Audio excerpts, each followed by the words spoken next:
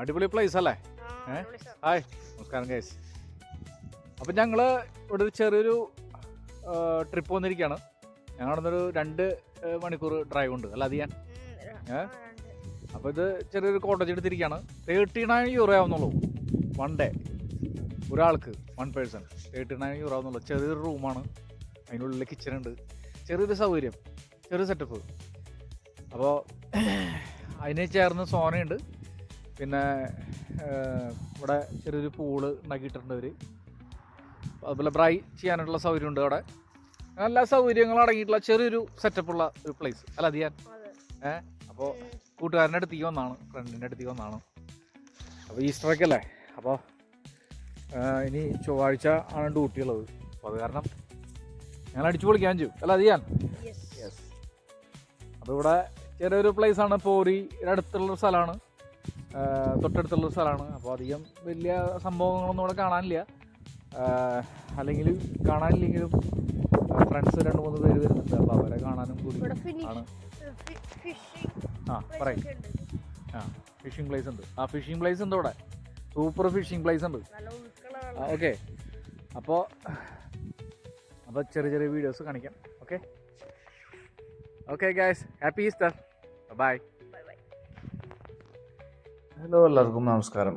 അപ്പോൾ ഇതാണ് ഞാൻ എടുത്തിട്ടുള്ള കോട്ടേജ്. ഇന്നത്തെ അത്യാവശ്യം നല്ല കോട്ടേജ് തന്നെയായിരുന്നു. ഇതിൽ നല്ല റൂമുകളുള്ള സൗകര്യമുള്ള റൂമുകളുണ്ട്, ഇല്ലാത്തതുണ്ട്. അതിനൊക്കെ സെപ്പറേറ്റ് പൈസയാണ്.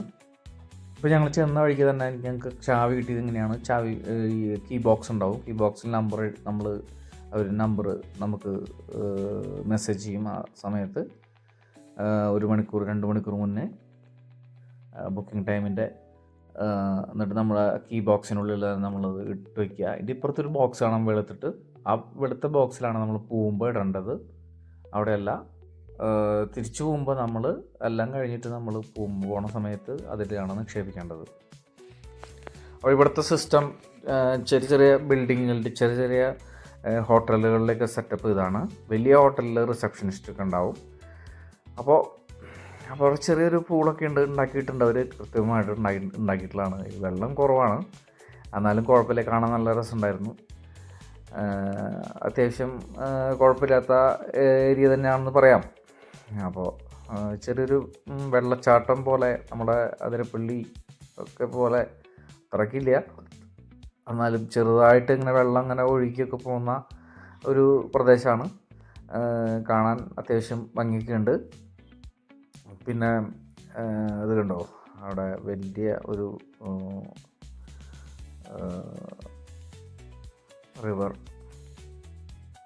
ആണ്, ഒഴുകുന്നുണ്ട്. അത്യാവശ്യം കുഴപ്പമില്ലാത്തൊരു പ്ലേസ് തന്നെയാണെന്ന് പറയാം. അപ്പോൾ അവിടെ അങ്ങനെ ചൂണ്ടയിടുന്നുണ്ട് ആൾക്കാർ, ഇഷ്ടംപോലെ മീൻ കിട്ടുന്നുണ്ട്. ഇവിടെ ഫിഷിംഗ് പ്ലേസാണ്, ഫിഷിംഗ് സ്പോട്ടാണ്. നടുക്ക് നിന്നിട്ടൊക്കെയാണ് ചെയ്യുന്നത്. നല്ല ഒഴുക്കുണ്ട് വെള്ളം. അപ്പോൾ എനിക്ക് തോന്നുന്നു ഇവിടെ അത്യാവശ്യം മീൻ കിട്ടുന്ന പ്ലേസ് തന്നെ ആയിരിക്കും, ഇത്രയ്ക്കധികം ആളുകൾ ഉള്ള സ്ഥിതിക്ക്. അവിടെ കുറേ പേര് നിൽക്കുന്നുണ്ട്. അവിടെ അപ്പുറത്ത് ഒരാൾ ഇറങ്ങി നിൽക്കുന്നുണ്ട് താഴെ. അപ്പോൾ അങ്ങനെ ഒരു ചെറിയൊരു ഊഞ്ഞാൽ ആടുന്നൊരു സെറ്റപ്പ് ചെയ്ത് വെച്ചിട്ടുണ്ട് ഒരു ബിൽഡിങ്ങിന്, ഈ കോട്ടേജിൻ്റെ അവിടെ തന്നെ.